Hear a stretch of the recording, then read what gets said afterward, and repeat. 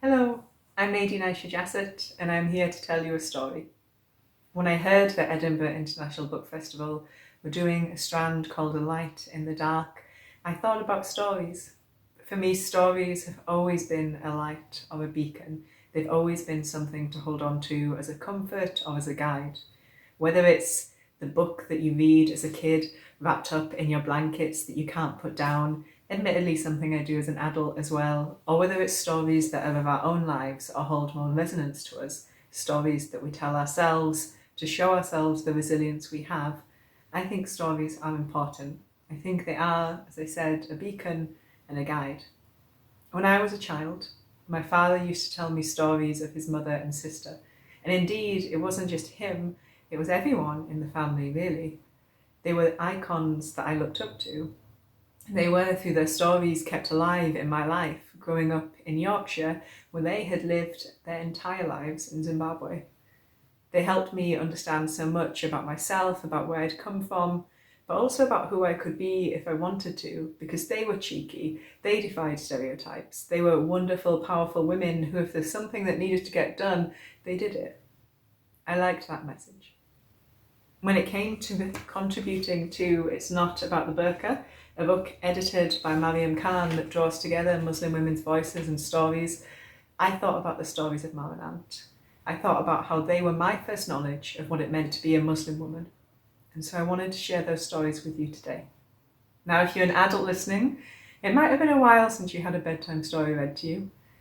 So settle in, get a cup of hot chocolate, if you wish, and sit down to listen to this story of Ma and Ant from my piece, Daughter of Stories, in It's Not About the Burqa. Daughter of Stories, for Ma and Ant, by Nadine Aisha Jassat. There are stories in my family that go round and round, so much so that you could say they are what we've been raised on. Each family member has their own way of telling them, their own sense of when to pause in the narrative for dramatic effect. Each aunt, uncle or cousin believing their version to be the true original. Some of these stories are lengthy, tales reserved for long car trips where the road stretches out before you like an empty page. And some of them are short, the essence of who a person was, what they meant to the speaker, held in a single line. Perhaps the first tale I ever knew of my paternal grandmother, Ma, a woman whose stories I would later turn to help navigate my life, was one of these short summations. So much of her ethos and what it meant to be descended from her could be gleaned from the simple lines my father would repeat to me as a child. My mother, Ma, she would always help others in need. Always.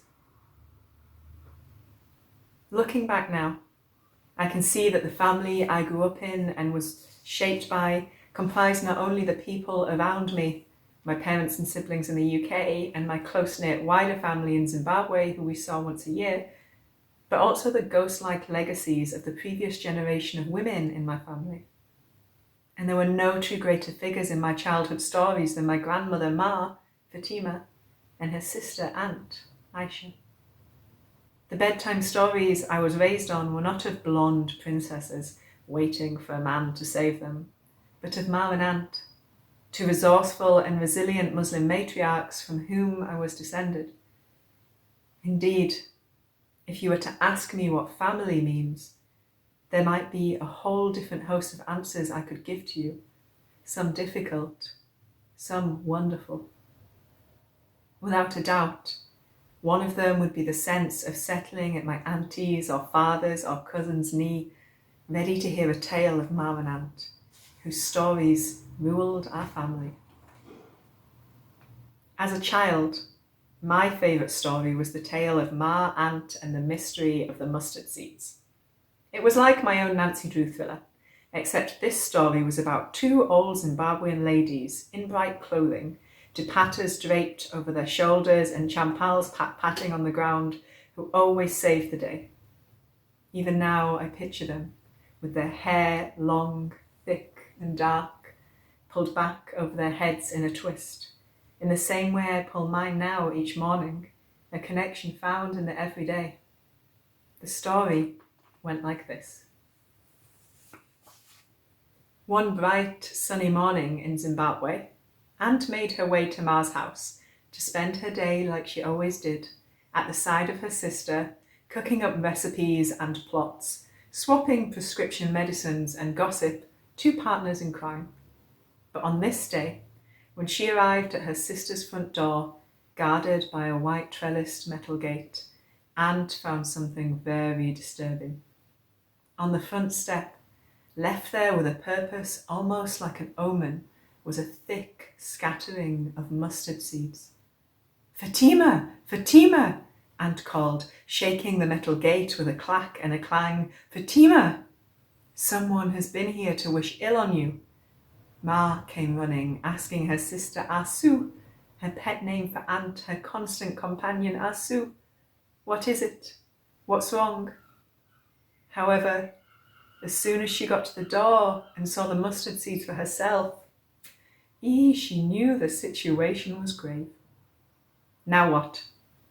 Someone had clearly come and deliberately spilt these mustard seeds on the doorstep of their house. The unexplained arrival of so many mustard seeds is no small thing. They could only have been left there by someone who intended to jinx Ma and her family. But that someone clearly did not know who they were dealing with.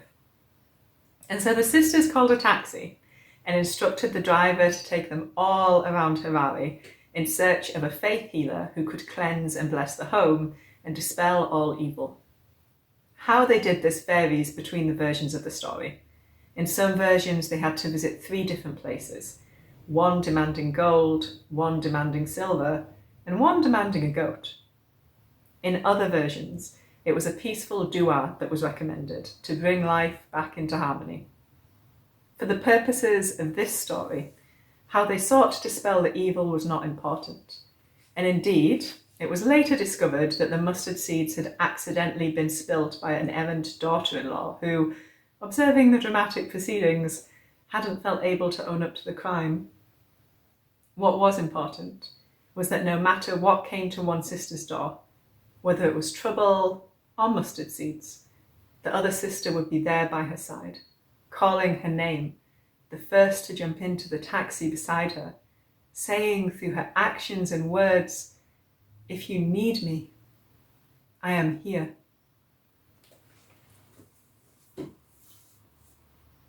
Thank you for listening to my story. I'm Nadine Aisha Jassat. Bye.